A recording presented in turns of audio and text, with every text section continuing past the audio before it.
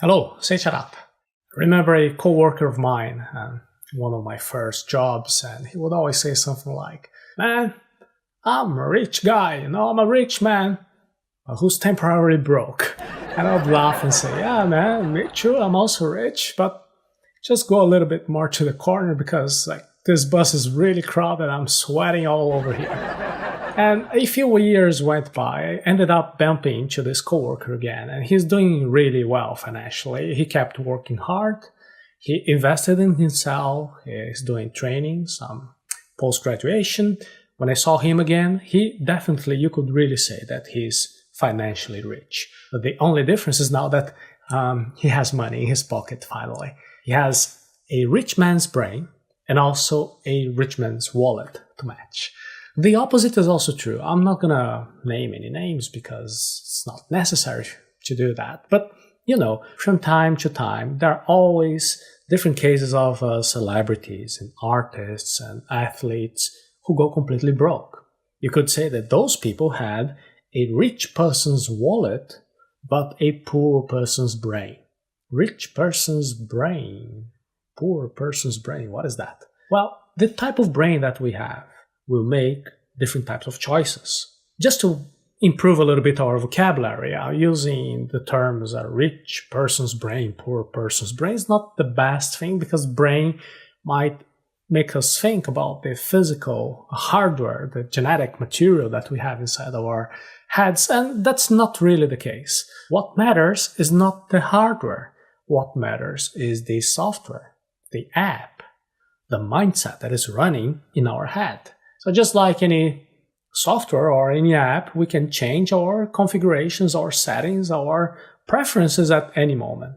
All we need to do is to really want it and then learn how to do it. And to learn about this connection between our mindset and our wealth, you can go to arata.se/money taboo. We discuss in more detail. So let's improve the terminology that we're using. Instead of talking about the rich man's brain, let's talk about the rich person's mindset. And we stop then talking about the poor person's brain, start talking about the poor person's mindset instead. Because there is a rich mindset, there is also a poor mindset. Your mindset can and must be exercised. I will say that again. Our mindset has nothing to do with our financial circumstances, how we are today. There are wealthy people with a poor mindset, and probably they will spend everything that they have. They're going to go to that if they don't change their behavior. And there are people with a wealthy mindset who may happen to be temporarily out of money, just like my friend a few years ago, but these people are on the path to financial profit. So don't confuse being with having. First, you've got to be. Only then you can begin to have. Choose to be wealthy now. And then you pick the right course of action that will lead you to money.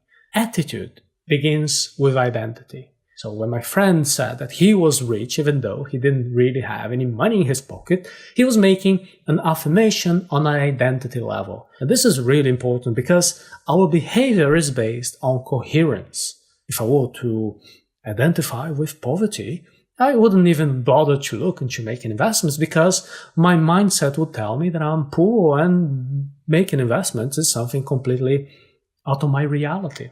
Why should I waste my time trying to study a subject so complicated that I'm never going to be able to use? Here is a self-fulfilling prophecy. If I don't believe that I can, I will not do anything about it, and obviously I'll have no results. If I were to identify with wealth, even without a penny to my name, I would make the time to learn about investments, of entrepreneurship. I would take any opportunity to get things going, to earn a little money for my work and ensure that it grows thanks to my efforts. Understand time as a dimension. People with a poor mindset don't understand time as a dimension. They want an instant result. And if you show them some investment opportunity and explain that that money needs to be invested, let's say for 20 years, so then it can have compound interest, what do you think will happen? The person with a poor person's mindset will turn their nose up at it. They'll say that they might be dead by then. They'll say that they don't have the patience. They may say they will be suspicious and they have no guarantee that they're going to get their money back. They will get creative and make 1,000 excuses to justify their lack of interest in just learning a little bit more. Now, somebody with a wealthy mindset will ask for further information. They will study all the factors surrounding to assess the amount of risk that is involved. They will reflect on the goals that they could achieve and the dreams that could become true as a result of that investment. You see, the person with a wealthy mindset sees investment as a way to open doors, to make bridges to their dreams. Understanding time gives you more clarity. An understanding of time helps you to make conscious decisions, and this includes finding the strength to sacrifice a little bit to sow the seeds in the present moment so then you can reap a lot of great results in the future.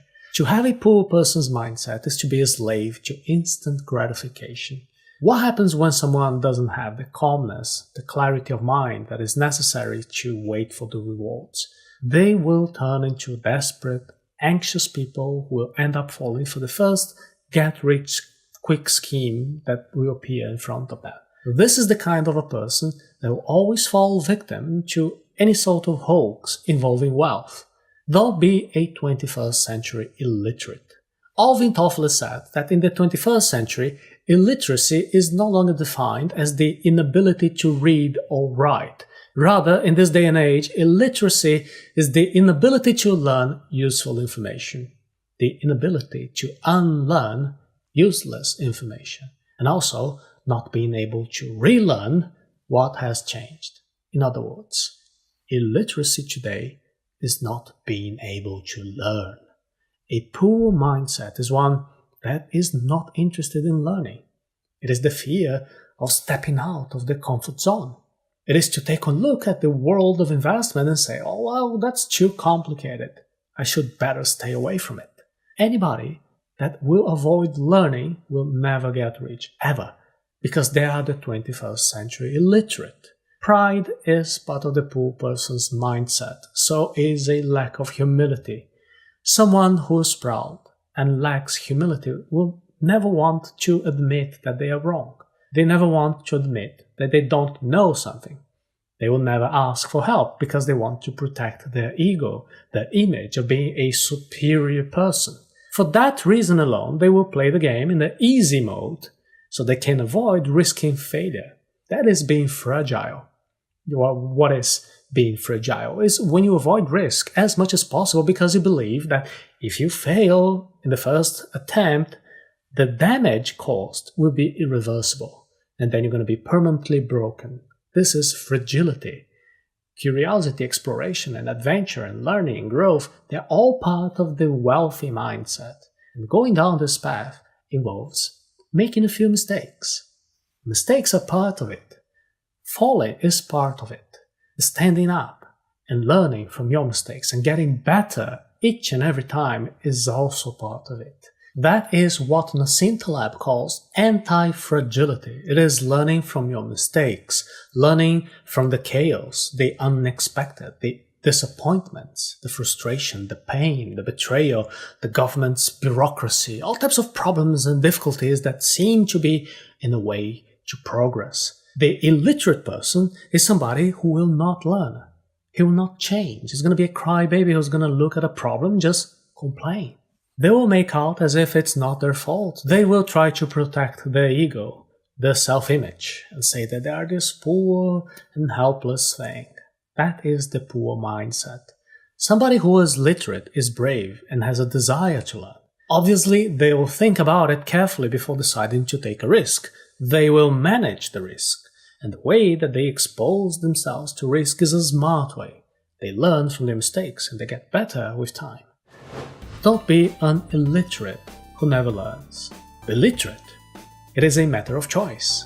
You only need to want in order to learn. You can go to arata.se/money taboo now. We're going to go doing that together with in-depth learning materials. Once you've got the desire to learn, to change, to improve constantly, you can design your new identity and a wealthy mindset.